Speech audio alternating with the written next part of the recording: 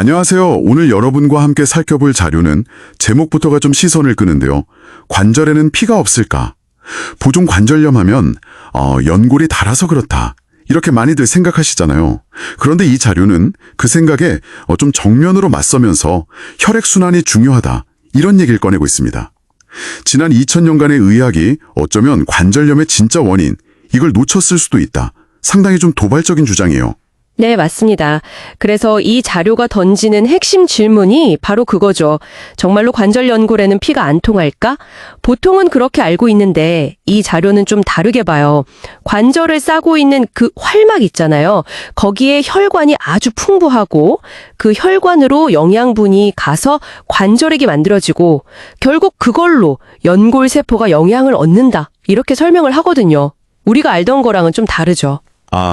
그러니까 통증의 원인을 연골 그 자체가 달았다기보다는 그 주변 환경, 특히 관절에 영향을 주는 일종의 배관이라고 할까요? 그 혈액순환 문제로 본다는 거군요.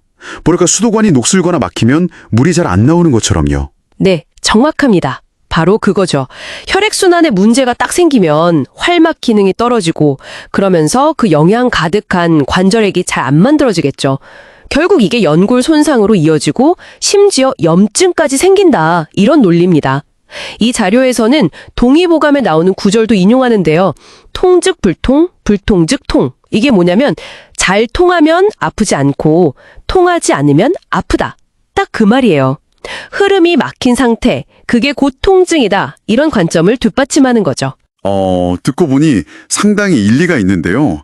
앞서서 기존 치료법들이 그냥 증상 완화에 그치는 경우가 많다고 지적했잖아요. 심지어 줄기세포 치료나 미세천공술 같은 요즘 많이 하는 수술들 있지 않습니까? 이런 것조차도 이 자료에 따르면 그 기본 환경, 그러니까 혈액순환이 잘 안 받쳐주면 효과가 좀 떨어지거나 아니면 혈전 같은 부작용 위험도 있다고 하더라고요. 마치 씨앗은 좋은데 땅이 너무 척박하면 잘 자라기 힘든 것처럼요. 네, 그렇죠.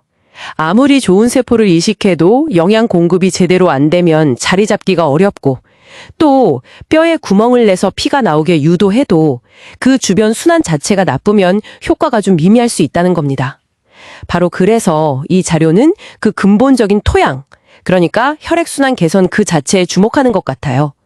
여기서 이제 그 산화질소, NO 이야기가 아주 중요하게 나옵니다. 산화질소요. 그 1998년에 노벨상 주제였던 기적의 분자라고도 불리는 거 말씀이시죠? 이 자료에서는 산화질소가 혈관을 이렇게 넓혀줘서 혈액순환을 돕고 염증도 줄이고 심지어 연골세포 재생에도 관여한다. 이렇게 설명하죠. 근데 문제는 나이가 들수록 몸에서 만드는 양이 막 급격하게 줄어든다는 거잖아요. 40대만 돼도 절반으로 줄고 70대가 되면 한 10% 수준까지 떨어진다고 하니 와. 맞습니다. 그 부족한 양을 음식만으로는 채우기가 현실적으로는 거의 불가능하다고 자료는 보고 있고요. 바로 이 지점에서 이 자료가 아주 구체적인 해결책 하나를 딱 제시합니다. 바로 따뚜릅이라는 식물입니다. 이게 동의보감에도 관절염에 효능이 있다고 기록된 식물인데 한때 멸종 위기였다가 복원됐다는 그런 얘기도 좀 덧붙여져 있더라고요. 따뚜릅이요? 그 식물이 산화질소랑 어떻게 연결이 되는 거죠? 좀 생소한데요? 네, 이 자료에 따르면요.